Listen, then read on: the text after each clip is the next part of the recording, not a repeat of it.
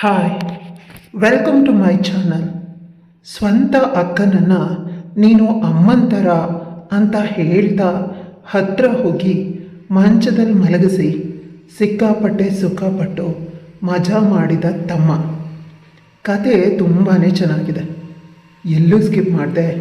ಕತೆನ ಕೊನೆ ತನಕ ಕೇಳಿ. ನನ್ನ ಹೆಸರು ಪ್ರೀತಿ.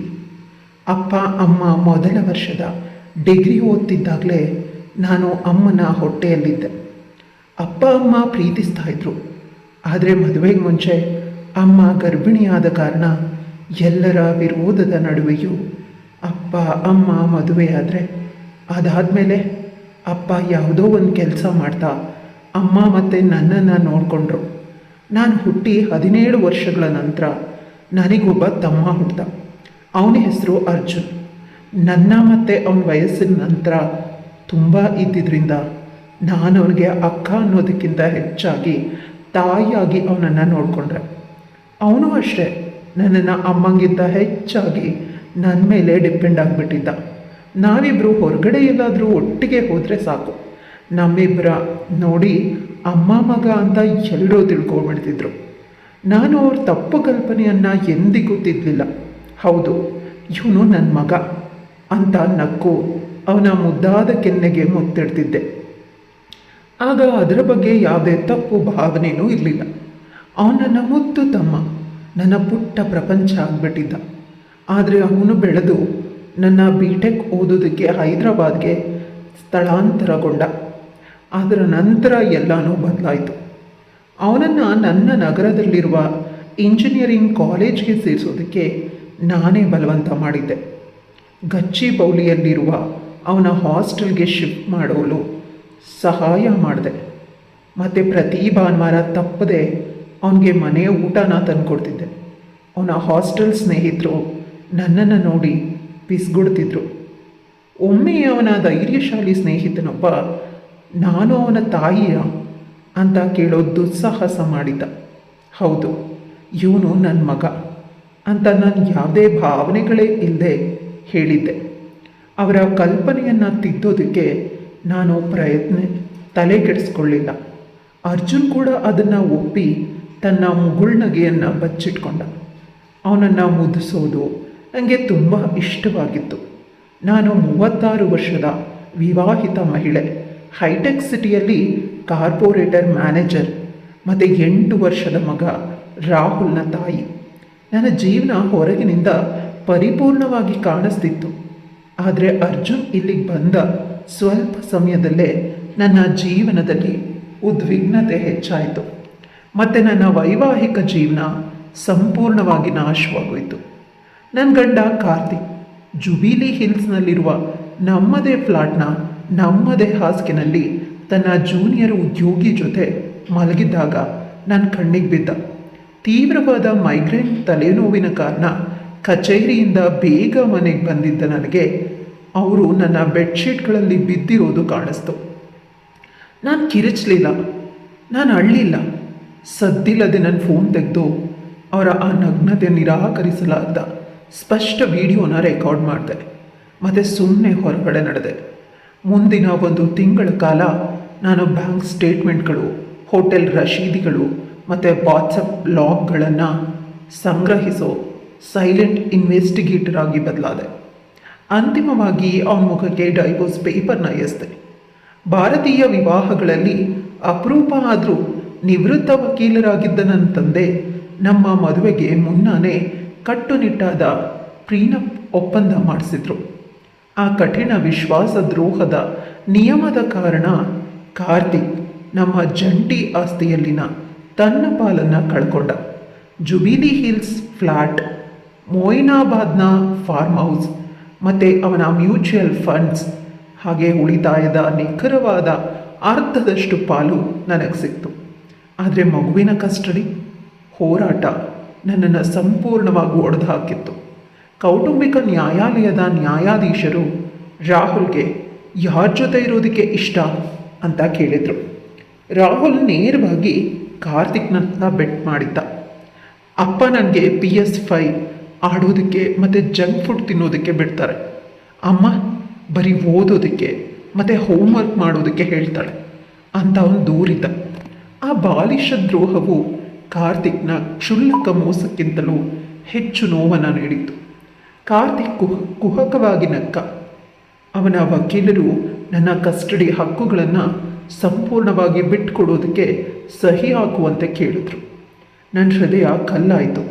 ನ್ಯಾಯಾಧೀಶರು ವೃತ್ತಿಪರ ಕರ್ತವ್ಯ ಮತ್ತು ವೈಯಕ್ತಿಕ ಅನುಕಂಪದ ಮಿಶ್ರಣದಿಂದ ನನ್ನನ್ನು ನೋಡಿದ್ರು. ನನ್ನ ಸ್ವಂತ ರಕ್ತಾನೇ ನನ್ನನ್ನು ಬೇಡ ಅಂದಾಗ ಸೋಲು ಯುದ್ಧವನ್ನು ಯಾಕೆ ಮಾಡಬೇಕು? ನಾನು ನನ್ನ ಪೋಷಕ ಹಕ್ಕುಗಳನ್ನು ಬಿಟ್ಕೊಡೋದಕ್ಕೆ ಒಪ್ಪಿದೆ. ಆದರೆ ಅವನ ಆಸೆಗಾಗಿ ಕಾರ್ತಿಕ್ನಿಂದ ಭಾರಿ ಬೆಲೆನ ತೆರೆಸಿದೆ. ಪೂರ್ಣ ಕಸ್ಟಡಿಗೆ ಪ್ರತಿಯಾಗಿ ಒಟ್ಟು ಮೊತ್ತದ ಜೀವನಾಂಶವಾಗಿ ಸುಮಾರು 10 ಕೋಟಿ ರೂಪಾಯಿಗಳನ್ನು ನಾನು ಡಿಮ್ಯಾಂಡ್ ಮಾಡಿದ್ದೆ. ಮತ್ತು ಭವಿಷ್ಯದಲ್ಲಿ ಮಗುವಿಗೆ ಯಾವುದೇ ಮಾಸಿಕ ಖರ್ಚನ್ನು ನಾನು ಕೊಡೋದಿಲ್ಲ ಅಂತ ಸ್ಪಷ್ಟವಾಗಿ ಹೇಳಿದ್ದೆ. ನಾನು ಆ ಕೋರ್ಟ್ ರೂಮಿಂದ ಬಹಳ ಶ್ರೀಮಂತ ಆದರೆ ಸಂಪೂರ್ಣವಾಗಿ ಶೂನ್ಯವಾದ ಮಹಿಳೆಯಾಗಿ ಹೊರಬಂದಿದ್ದೆ. ಖಿನ್ನತೆ ನನ್ನನ್ನು ಭಾರೀ ರೈಲಿನಂತೆ ಅಪ್ಪಳಿಸಿತ್ತು. ಊಟ ಮಾಡೋದನ್ನು ಬಿಟ್ಟೆ, ಸ್ನಾನ ಮಾಡೋದನ್ನು ಬಿಟ್ಟೆ, ನನ್ನ ಬೃಹತ್ ಖಾಲಿ ಮನೆಯ ಸೀಲಿಂಗನ್ನೇ ಸುಮ್ಮನೆ ದಿಟ್ಟಿಸ್ತಾ ಇದ್ದೆ. ಆ ಹೊತ್ತಿಗೆ ಅರ್ಜುನ್ ತನ್ನ ಬಟ್ಟೆ ಬರೆಗಳನ್ನು ಪ್ಯಾಕ್ ಮಾಡಿಕೊಂಡು ಹಾಸ್ಟೆಲ್ ಬಿಟ್ಟು ನನ್ನೊಂದಿಗೆ ಇರೋದಕ್ಕೆ ಬಂದ. ಹೈದರಾಬಾದ್ ಟ್ರಾಫಿಕಲ್ಲಿ ಅವನ ಕಾಲೇಜ್ಗೆ ಓಡಾಡೋದು ಕಷ್ಟ ಆಗಿದ್ದರೂ ಅವನದ್ರ ಬಗ್ಗೆ ತಲೆ ಕೆಡಿಸ್ಕೊಳ್ಳಿಲ್ಲ. ಒಬ್ಬ ಗಂಡ ಮಾಡಬೇಕಾದ ಆದರೆ ಅಪರೂಪವಾಗಿ ಮಾಡೋ ಕೆಲಸಗಳನ್ನು ಅವನು ಮಾಡೋದಕ್ಕೆ ಪ್ರಾರಂಭಿಸ್ದ. ಬೆಳಗ್ಗೆ ನನಗಾಗಿ ಸ್ಟ್ರಾಂಗ್ ಫಿಲ್ಟರ್ ಕಾಫಿ ಮಾಡ್ತಿದ್ದ. ತರಗತಿಗೆ ಹೋಗೋ ಮುನ್ನ ನನಗೆ ಬಲವಂತವಾಗಿ ದೋಸೆ ತಿನ್ನಿಸ್ತಿದ್ದ. ನನ್ನ ಬಟ್ಟೆಗಳನ್ನು ಮಡಚಿಡ್ತಿದ್ದ. ಮತ್ತು ನಾನು ಲಿವಿಂಗ್ ರೂಮ್ನ ಕಾರ್ಪೆಟ್ ಮೇಲೆ ಕೂತು ಗಂಟೆಗಟ್ಟಲೆ ಅವನ ಎದೆಗೆ ಹೊರಗಿ ಬಿಕ್ಕಿ ಬಿಕ್ಕಿ ಅಳುವಾಗ ಕಲ್ಲಿನ ಕಂಬದಂತೆ ನನಗೆ ಆಸರೆಯಾಗಿ ಕೂತಿದ್ದ. ಆ ಯಾತನಾದಾಯಕ ದಿನಚರಿಯ 2 ತಿಂಗಳು ಕಳೆದು ಒಂದು ಭಾನುವಾರ ಸಂಜೆ ಅವನು ಅಡುಗೆ ಮನೆಯಲ್ಲಿ ಚಿಕನ್ ಬಿರಿಯಾನಿಗೆ ಮ್ಯಾರಿನೇಟ್ ಮಾಡ್ತಾ ಇದ್ದ. ನಾನು ಗ್ರಾನೈಟ್ ಕೌಂಟರ್ಗೆ ಆತ್ಕೊಂಡು ಅವನ ಟೀ ಶರ್ಟ್ನ ಕೆಳಗೆ ಬಿಗಿಯಾಗ್ತಾ ಇದ್ದ ಅವನ ಅಗಲವಾದ ಭುಜದ ಸ್ನಾಯುಗಳನ್ನು ನೋಡ್ತಿದ್ದ. ನೀನು ನನಗಾಗಿ ಯಾಕಿಷ್ಟೆಲ್ಲ ಮಾಡ್ತಿದ್ಯಾ ಅರ್ಜುನ್? ಹಿಂದಿನ ರಾತ್ರಿ 10 ಗರಗರ ಅಂತ ಆಗಿದ್ದ ಧ್ವನಿಯಲ್ಲಿ ನಾನು ಕೊನೆಗೂ ಕೇಳಿಬಿಟ್ಟೆ. ಅವನ ಆತ್ಮೀಯವಾಗಿ ನಕ್ಕ. ಅವನ ಕೈಗಳು ದಪ್ಪ ಮೊಸರು ಮತ್ತು ಕೆಂಪು ಮಸಾಲೆಗಳಿಂದ ಮೆತ್ಕೊಂಡಿತ್ತು. ನಾನು ಯಾಕೆ ಮಾಡಬಾರ್ದು? ನಾನು ಕೆನ್ನೆ ಮೇಲಿದ್ದ ಕಣ್ಣೀರನ್ನು ಒರೆಸ್ಕೊಳ್ತಾ ನಾನು ಮತ್ತೆ ಕೇಳಿದೆ, ಆದರೆ ಯಾಕೆ? ಅವನ ಟ್ಯಾಪ್ನ ಕೆಳಗೆ ಕೈ ತೊಳ್ಕೊಂಡು ನನ್ನ ಕಡೆ ತಿರುಗಿ ಮೆಲ್ಲಗೆ ಹೇಳ್ದ, ನಾನೇನಾದರೂ ಈ ರೀತಿ ಒಡೆದು ಹೋಗಿ ಅನಾಥ ಆಗಿಬಿಟ್ಟಿದ್ದಿದ್ರೆ ನೀನು ಏನು ಮಾಡ್ತಿದ್ದೆ ಅಂತ.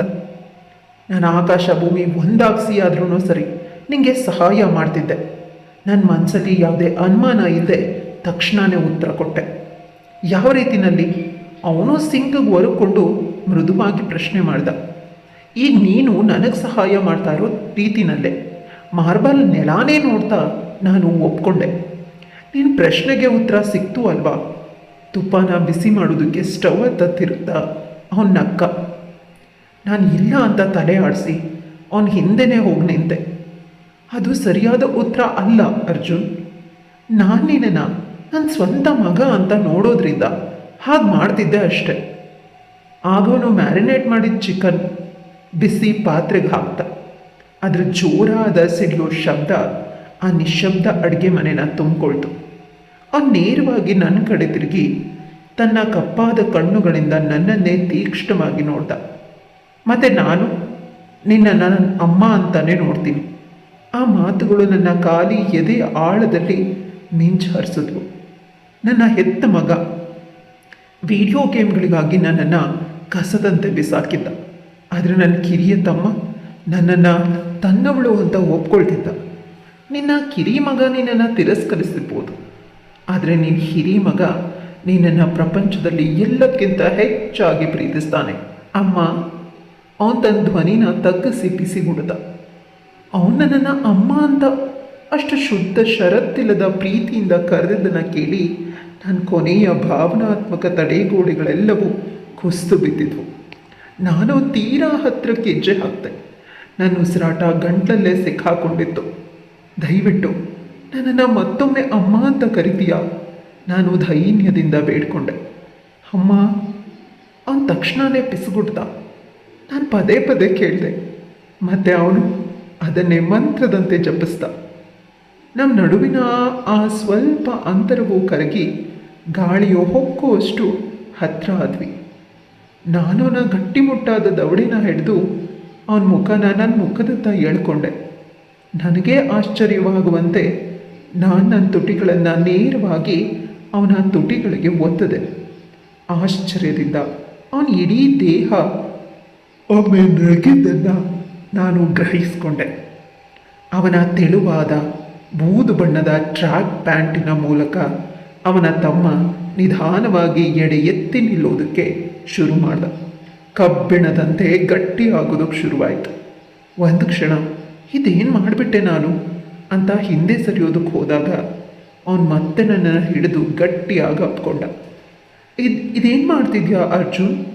ನಾನು ನಿನ್ನಮ್ಮ ಅಂತ ಹೇಳಿದ್ಯಲ್ಲ ಅಂತ ಕೇಳಿದಾಗ, ಹೌದು, ನೀವು ಮಗ ಅಂತ ಹೇಳಿ ನನ್ನ ತುಟಿಗೆ ಮುತ್ತು ನೀಡುವಾಗ ನಾನು ನನ್ನ ಅಮ್ಮನಿಗೆ ಪ್ರಪಂಚದ ಎಲ್ಲ ಸುಖನೂ ಕೊಡೋದು ಸರಿನೇ ಅಲ್ವಾ ಅಂತ ಹೇಳಿ ಅಲ್ಲಿಯೇ ನನ್ನನ್ನು ಆವರಿಸ್ತಾ ಹೋದ. ನಾನು ಕೂಡ ಅವನಿಗೆ ಸಹಕರಿಸ್ತಾ ಇಬ್ಬರು ಅಮ್ಮ ಮಗ ಅಂತ ಹೇಳ್ತಾ ಸಿಕ್ಕಾಪಟ್ಟೆ ಮಜಾ ಮಾಡಿದ್ವಿ. ಇದಾದಮೇಲೆ ನಾವಿಬ್ಬರು ಒಂದೇ ಮನೆಯಲ್ಲಿ ಇದ್ಕೊಂಡು ಪ್ರಪಂಚದ ಕಣ್ಣಿಗೆ ಅಮ್ಮ ಮಗ ಆಗಿ ಆದರೆ 4 ಗೋಡೆಗಳ ಮಧ್ಯೆ ಗಂಡ ಹೆಂಡತಿಯಾಗಿ ಜೀವನ ಮಾಡೋದಕ್ಕೆ ಶುರು ಮಾಡಿದ್ವಿ. ಕಥೆಯಲ್ಲಿ ಮುಗಿಯುತ್ತೆ. ಕಥೆಯ ಬಗ್ಗೆ ನಿಮ್ಮ ಅನಿಸಿಕೆ ಅಭಿಪ್ರಾಯಗಳನ್ನು ಕಮೆಂಟ್ ಮಾಡಿ ತಿಳಿಸುವುದನ್ನು ಮರಿಬೇಡಿ. ಕಥೆಗೆ ಲೈಕ್ ಮಾಡಿ, ಹಾಗೆ ಶೇರ್ ಮಾಡಿ, ಹಾಗೆ ಸಬ್ಸ್ಕ್ರೈಬ್ ಮಾಡುವುದನ್ನು ಮರಿಬೇಡಿ.